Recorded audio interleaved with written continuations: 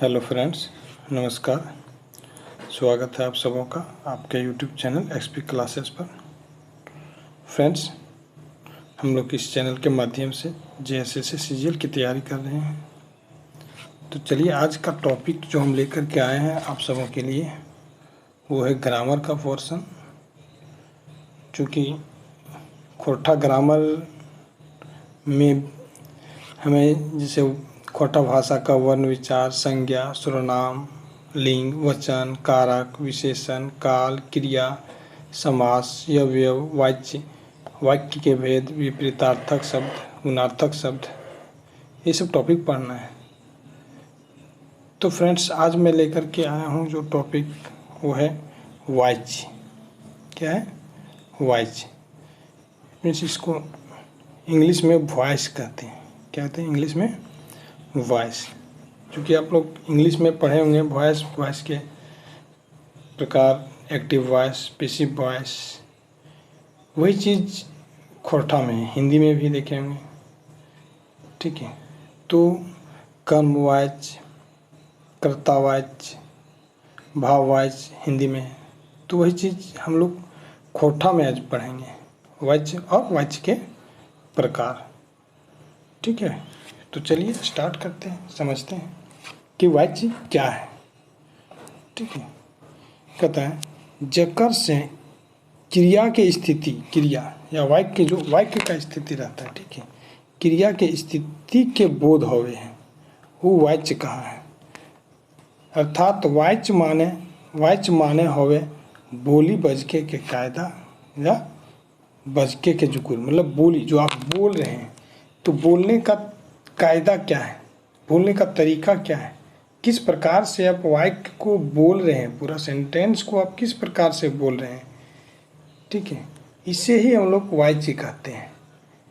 ठीक है, क्रिया की स्थिति मतलब क्रिया जो हमारा सेंटेंस में, वाक्य में क्रिया का स्थिति किस प्रकार से है।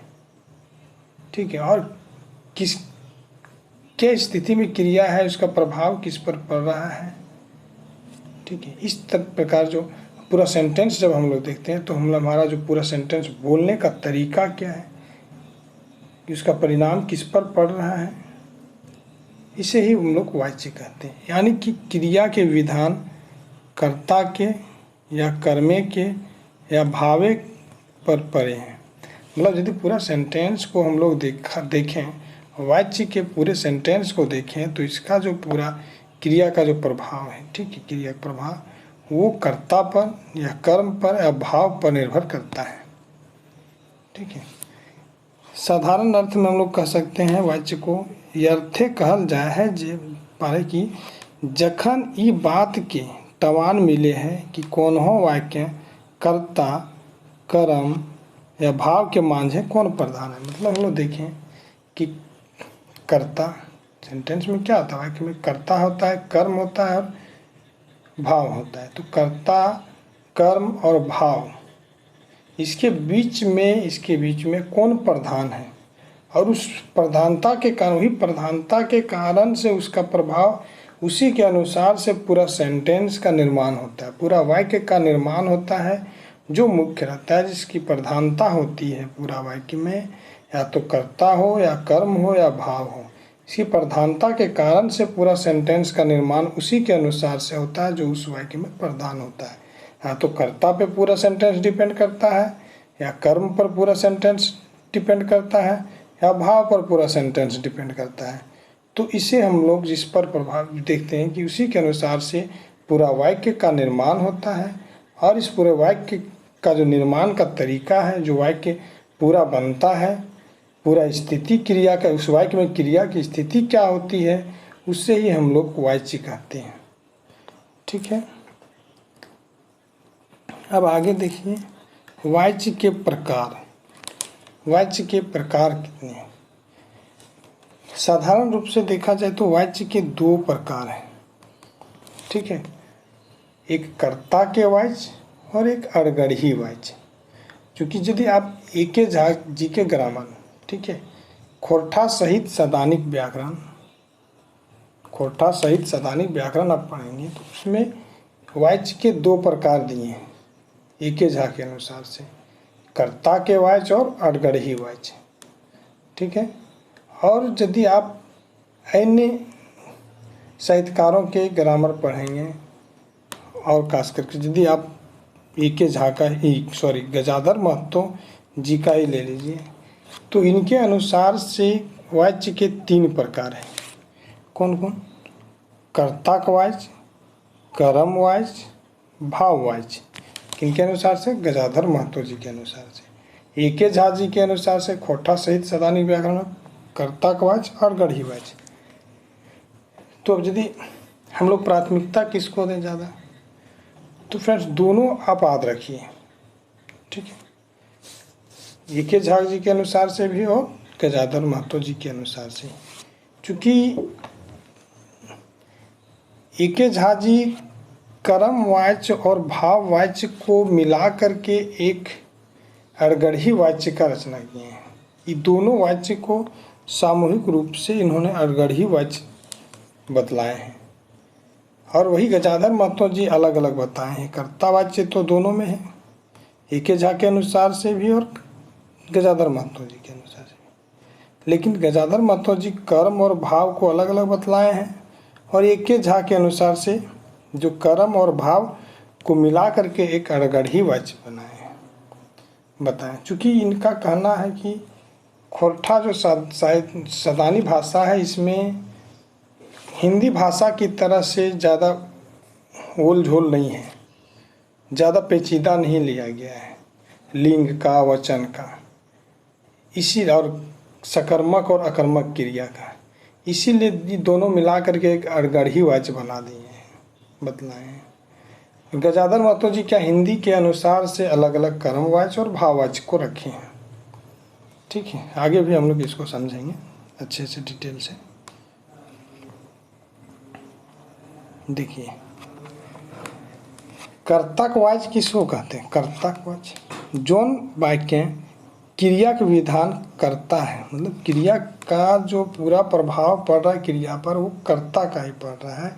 प्रधान इसमें कर्ता हो जाता है, यानी कि जकर में वाक्य कर्ते के मते चले हैं। मतलब जो पूरा सेंटेंस वाक्य यदि हम लोग बनाते हैं, पूरा वाक्य बनाते हैं, तो उस वाक्य में पूरा सेंटेंस जो का निर्माण जो हो रहा है वो कर्ता के अनुसार से हो रहा है। सेंटेंस जो हम लोग लिख रहे हैं, या जो सेंटेंस शब्द वाक्य जो हम लोग बोल रहे हैं, वो कर्ता के अनुसार से पूरा वाक्य का जो प्रभाव, वाक्य पर जो प्रभाव पड़ेगा क्रिया पर, या पूरा वाक्य का जो निर्माण होगा वो कर्ता के अनुसार होगा। अर्थात कर्ता उस वाक्य में प्रधान हो जाएगा। ठीक है। तो कर्ता का वाच्य कहा है, मतलब इसको कर्ता वाच्य कहते हैं। जैसे देखिए उदाहरण के तौर पर, त्वय नाय कलवा खेलें, मतलब त्वय किसी पर त्वय नाय कलवा खेलें, यहाँ कर्ता कौन है? त्वय है। तो इसके अनुसार से, त्वय के अनुसार से जो शब्द देख रहे हैं, सब्जेक्ट देख रहे हैं त्वय, उसके अनुसार से पूरा सेंटेंस डिपेंड कर रहा है। त्वय सह ना पारवे, हमें इनके पारूं, पठरुआ इनकल है। ये देखिए सब सब्जेक्ट के अनुसार से सेंटेंस है। मुख्य इस वाक्य में प्रधान कौन हो जा रहा है? सब्जेक्ट। जैसे त्वय, हमें, पठरुआ, ऊ की काम करतो, ऊ की काम करतो, ऊ पड़ रहा है प्रभाव सब्जेक्ट पर ज़्यादा, कर्ता पर ज़्यादा प्रभाव। कर्ता के अनुसार से सेंटेंस का निर्माण हो रहा है। प्रधान कौन हो जा रहा है इस सब सेंटेंस में? कर्ता हो जा रहा है। तो इसीलिए कहा गया कि कर्ता वाच्य, जिस वाक्य में कर्ता के अनुसार से पूरा वाक्य का निर्माण हो, पूरा वाक्य पर कर्ता का प्रभाव मुख्य कर्ता हो जाए उस वाक्य के लिए, तो उसे कर्ता वाच्य कहते हैं। क्रिया का जो कार्य दिखाया जा रहा है, क्रिया, उस पर कर्ता का प्रभाव पड़ रहा है। ठीक है। नेक्स्ट देखिए, राम भात खा है, क्या है? सब्जेक्ट राम है, भात कौन खा रहा है? राम खा रहा है। तो कर्ता के अनुसार से पूरा सेंटेंस का निर्माण हो रहा है। गीता गीत गाओ है, गीता प्रधान कौन है इस वाक्य में? गीता है, और गीता के अनुसार से सेंटेंस का निर्माण हो रहा है। गीता जिस तरह चाहती है उस तरह से सब्जेक्ट के अनुसार से हो रहा है सेंटेंस का निर्माण, वाक्य का निर्माण।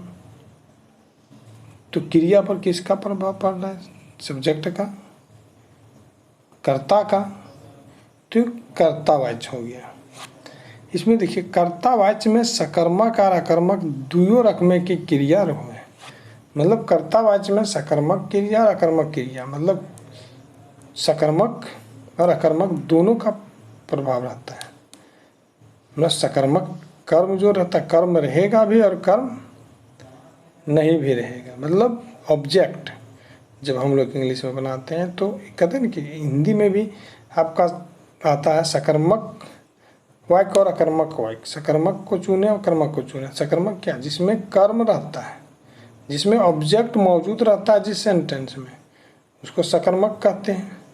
जिस सेंटेंस में कर्म नहीं रहता है तो अकर्मक हो गया। जैसे देखते हैं उदाहरण के तौर, राम क्रिकेट खेल रहा है, राम क्रिकेट खेला है। तो राम क्या खेल रहा है? राम की खेलो है, क्रिकेट खेलो है, तो सकर्मक हो गया। राम गावो है, की गावो है, नहीं पता चल रहा है, तो ये हो गया अकर्मक की। जैसे राम भात खा है, यहाँ क्या खाने कर्म दिया ना, भात खा है, ठीक है, तो ये हो गया सकर्मक क्रिया। अब देखिए कर्मवाच्य। कर्मवाच्य किसको कहते हैं? जे वाक्य क्रिया रूप कर्ता के अनुसार ना हवे। मतलब देखिए अभी क्या कि कर्म कर्ता वाच्य में क्या था कि वाक्य का निर्माण या क्रिया का रूप जो था, क्रिया का रूप कर्ता के अनुसार था, या पूरा सेंटेंस का निर्माण कर्ता के अनुसार हो रहा था।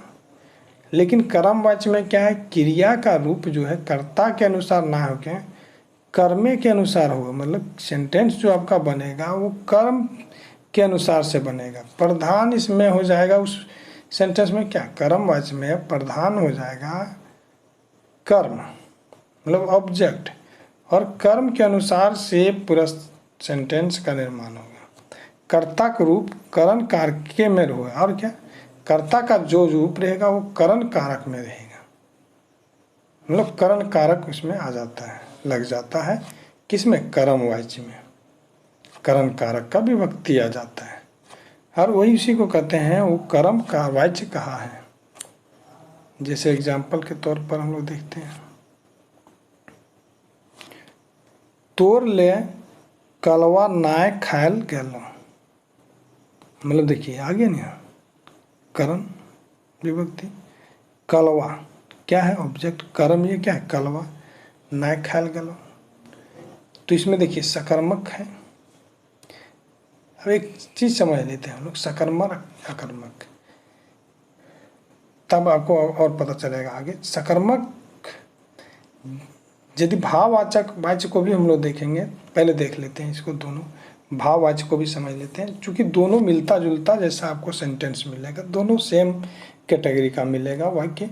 इसीलिए एक झा जी बताए हैं कि ये दोनों को मिला करके कर्मवाच्य और भाववाच्य को मिला करके एक बना दिए हैं अड़गड़ही वाक्य।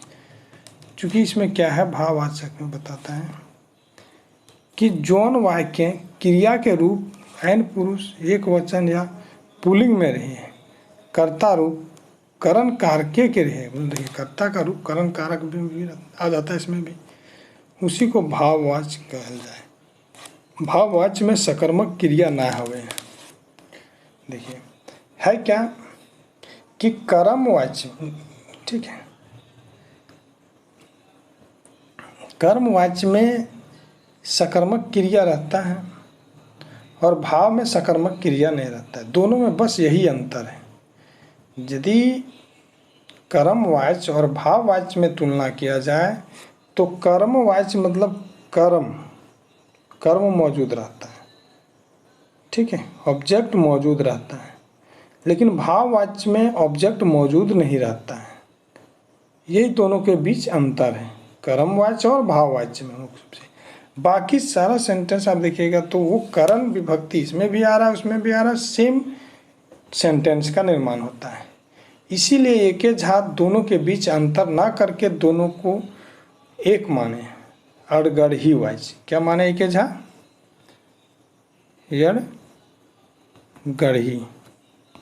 अड़गड़ही वाच माने हैं। ठीक है, एके झा के अनुसार से किसको किसको मिला करके? तो कर्म और भाव को देखिए, यहाँ लिख भी दिए हैं, कर्म वाच्य और भाव वाच्य को मिला करके अड़गड़ही वाच्य। किन के अनुसार से? एके झा जी के अनुसार से। ठीक है, यही हो गया। इसीलिए क्योंकि दोनों का जो कर्म वाच्य और भाव वाच्य का वाक्य बनाने का जो नियम है, वाक्य का जो प्रधान है, वो कर्म ही मुख्य रहता है। कर्म के अनुसार से वाक्य का निर्माण होता है। जैसे देखिए, अब देखिए कर्ता में तो क्या बताइए, और वाच्य, कर्म वाच्य और भाव। देखिए, तोर ले कलवा नाय खायल गेलो, इसमें देखिए कलवा आ गया ना, ऑब्जेक्ट आ गया ना, तो ये सकर्मक क्रिया हो जाएगी, सकर्मक है। हमर ले इड़ेक जा पारो, हमर ले मतलब हम, मेरे लिए गुस्सा किया जा सकता है, मेरे से। ले मतलब क्या होता है? खोटा में ले से के लिए ले का प्रयोग होता है। ठीक है, तो हमर से इड़कल जा पारो, जैसे हम लोग उसमें देखे थे ना, हम इड़क गल, ठीक है, हम इड़क ले, तो हमर ले इड़कल जा पारो, मेरे द्वारा गुस्सा किया जा सकता है। पठरुआ ले इड़कल गले, पठरुआ से गुस्सा किया गया, इड़कल गले। भाव, तो ये यदि हम लोग देखेंगे तो ये जो दोनों सेंटेंस है मेरा, देखिए सकर्मक नहीं है, तो ये भाववाच्य में आ जाएगा। ठीक है, लेकिन एके झा जी के अनुसार से देखेंगे तो ये सारा उदाहरण है वो अड़गड़ही वाच्य का है। तोर ले कलवा नाय खायल गेलो, हमर ले इणकल जाय पारे, पठरुआ ले इणकल गेले, वकर से की काम करल जीते, की काम करल जीते, क्या आ रहा है? तो सकर्मक की। राम से भात खायल जाए, क्या खा रहा है? भात।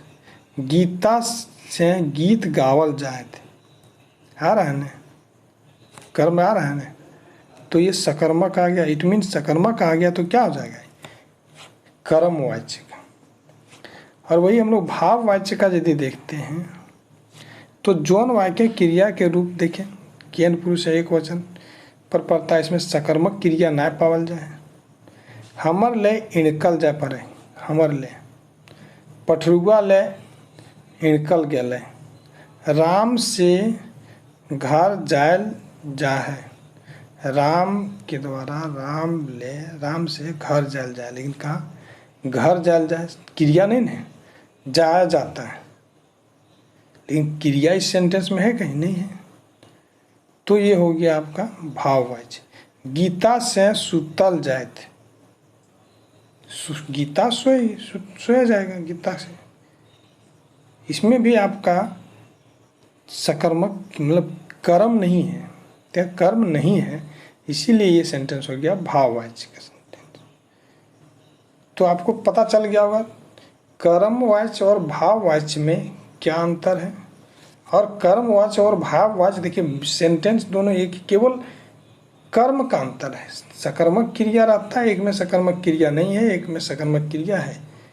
कर्मवाच्य में क्रिया है, वर्ब है, सॉरी ऑब्जेक्ट है, लेकिन भाववाच्य में ऑब्जेक्ट नहीं है। यही दोनों में अंतर है। बाकी सेंटेंस का निर्माण कर्म पद के अनुसार से हुआ है और कर्म विभक्ति को जोड़ करके बना है, इसीलिए इसको अड़गड़ही वाच्य कहा गया है एके झा जी के अनुसार से। ठीक है, तो शायद आप लोगों को समझ में आ गया होगा वाच्य के प्रकार। देखिए इसमें क्या बोले हैं एके झा जी। एके झा जी बोले हैं कि सदानी भाषा बखरी, मतलब सदानी भाषा का जो क्षेत्र है, क्षेत्रीय मेतु के भाषा में हिंदी तरी कर्म वाच्य और भाव वाच्य के तत्ते झमेला नख है। मतलब क्षेत्रीय भाषा में हिंदी के जैसा कर्म वाच्य और भाव वाच्य के जितना झमेला नहीं है, हिंदी के जैसा झमेला क्षेत्रीय भाषा में नहीं है। क्योंकि किले की ना तो ने चिन्हा प्रयोग जैसन के चाल है, ना लिंगे जैसन, ना तो ने चिन्ह, ने का प्रयोग होता है, ना कि कोई लिंग का प्रयोग होता है। ठीक है। सही सदानी खाली अकर्मक और सकर्मक क्रिया के ऊपर छिनगाय के नज़र राखने छड़ा, मतलब इसलिए कहता है कि सकर्मक और अकर्मक क्रिया के ऊपर केवल अपना नज़र लेकर के उसमें हटाइए, उसको छोड़िए। और सभी मतें एक के रंग वाक्य बने हैं, मतलब क्योंकि ये दोनों में जो है यदि छोड़ दिया जाए सकर्मक और अकर्मक क्रिया को, जैसे कर्म और भाव में जो अंतर है सकर्मक और अकर्मक, एक में सकर्मक है एक में सकर्मक नहीं है, तो इसको यदि हम हटा देते हैं तो दोनों का कर्म का और भाववाच्य, कर्मवाच्य और भाववाच्य दोनों का सेंटेंस का निर्माण, दोनों वाक्य का निर्माण एक जैसा होता है। ठीक है। इसीलिए उसको खाली कर्ता के वाच्य के घुराए के तनि परोक्ष, मतलब केवल कर्ता वाच्य है उसी में केवल अलग डिफरेंट किया गया, परोक्ष और मुलायम और कोनासी ढंग से कहल जाए। यह नीति कर्म और भाववाच्य दुयो वाक्य के अवधि यड़गढ़ी वाच्य कहल जाए। इसीलिए ये कर्म वाच्य और भाव वाच्य के बदले दोनों को मिला करके यड़गढ़ी वाच्य कहा जाता है। तो आप लोगों को समझ में आ गया होगा वाच्य। देखिए आगे क्या है। अब है कर्ता वाच्य से कर्म वाच्य या भाव वाच्य बनावे के नियम कैसे बनता है। देखिए सेंटेंस, दोनों सेंटेंस में क्या डिफरेंस है, किस प्रकार से बनेगा। देखिए राम किताब पढ़ है, ये हो गया आपका कर्ता। राम प्रभाव किसमें, मेन मुख्य सेंटेंस का कौन है, राम है, सब्जेक्ट है, तो ये कर्ता वाच्य हो गया। राम किताब पढ़ है, मतलब किसके अनुसार से किताब पढ़ा जा रहा है, राम के अनुसार से किताब पढ़ा जा रहा है। मोहन भात खा है, भात कौन खा रहा है, मोहन, मोहन के अनुसार से सेंटेंस बना, मोहन के द्वारा मोहन भात खा रहा है। प्रधान कौन हो गया, मोहन, मोहन नहीं रहेगा तो भात खाया जाएगा नहीं, राम नहीं रहेगा तो किताब पढ़ा जाएगा नहीं। गीता गीत गावत, मतलब गीता, तो यहाँ प्रधान कौन है, गीता, क्योंकि गीता गीत गा रही है, गीता नहीं रहेगा तो गीत गाएगा कौन, नहीं। सीता कांध है, कौन कांध है, सीता, सीता मुख है। छुआ हाथ है, छुआ मुख है। तो इस प्रकार से देखिए इसका जब अड़गढ़ी बनाते हैं या कर्म और भाव बनाते हैं तो जिसमें क्या होता है, कर्म वाच्य जो बनेगा तो जिसमें क्रिया रहेगा, सॉरी कर्म रहेगा, जिसमें कर्म रहेगा, जिसमें ऑब्जेक्ट रहेगा। देखिए इसमें कर्म क्या है, किताब है, इसमें कर्म क्या है, भात है, इसमें कर्म क्या है, गीत है। ठीक है। तो ये किस में बनेगा, मेरा कर्म वाच्य में बनेगा। कर्ता का किस में बदल जाएगा, कर्म। राम से किताब पढ़ल जाए, किताब किसके द्वारा पढ़, किताब, प्रधान कौन बन जा रहा है, किताब, तो राम से किताब पढ़ल जाए। भात खायल जाए, लेकिन भात किससे खाया जा रहा है, मेन कौन हो जा रहा है यहाँ, भात, मोहन से। गीत गावल जाए, तो गीत प्रधान हो गया, ऑब्जेक्ट यहाँ प्रधान हो गया, कर्म यहाँ प्रधान हो गया। गीत गावल जाए, कर्म प्रधान हो रहा है ना, तो ये हो गया आपका कर्म वाच्य में। सीता कांध है, सीता कहल कांध ना ऑब्जेक्ट है यहाँ।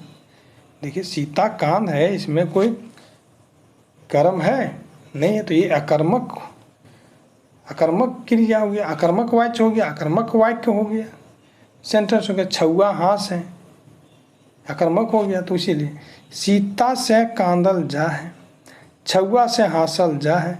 वैसे भी देखिए कानना, हंसना, ये सब क्या है, भाव प्रकट कर रहा है, कर रहा है ना, कानना, हंसना, ये सब भाव प्रकट कर रहा है, तो भाव वाच्य हो गया।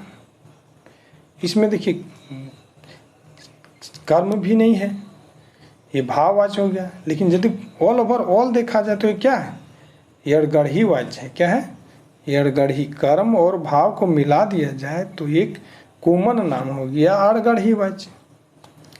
ठीक है, आगे देखते हैं और उदाहरण कुछ कुछ। राम कायल रांची जात, राम कायल रांची जात, राम से काल रांची जायल जेते, ऊ गजगज करतो, वक्कर ले गजगज करल जैतो, वक्कर ले की कर जैतो है ना, ऑब्जेक्ट गजगज करतो, क्या करतो, गजगज, कैच कैच जकरा कौन जी, वो की काम करते हैं, पूछ रहे हैं। देखिए वो कर से की काम करल जीतो, कर्म वाच का हो गया। के कांदले, कांदना क्या है, भाव प्रकट कर रहा है। कक्कर से कांदल गेल, तो ये भाववाच्य हो गया। तो इस प्रकार से था आपका फ्रेंड्स वाच्य के प्रकार। शायद आप लोग अच्छे से समझ गए होंगे। इतना ही आपको पढ़ना है और बस इसका कुछ MCQ उदाहरण आपको पढ़ लेना है। उदाहरण कुछ जो कर्म, कर्ता से कर्म बनाने का, कर्ता से भाव बनाने का, आप सेंटेंस को कर लीजिए।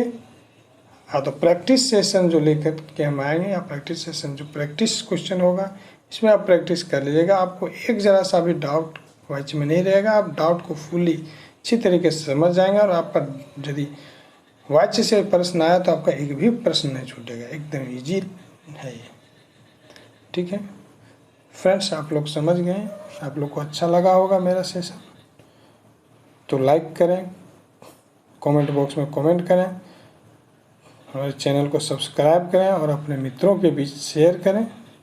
मैं इसी प्रकार से आपका एक एक करके व्याकरण का पूरा खोरठा भाषा पेपर 2 का पूरा तैयारी कराऊंगा। पूरा सेशन एक एक करके हर क्लास का लेकर के आऊँगा, जिस पर और जो हमारा लोक कथा है, लोकगीत है, शिष्ट गीत है, नाटक है, कहानी है, सारा एक एक करके लेकर, सबका MCQ भी लेकर के आऊँगा और प्रैक्टिस सेशन भी लेकर के आऊँगा। आप लोग चैनल पर बने रहिए, लाइक कीजिए, सब्सक्राइब कीजिए और शेयर कीजिए। धन्यवाद फ्रेंड।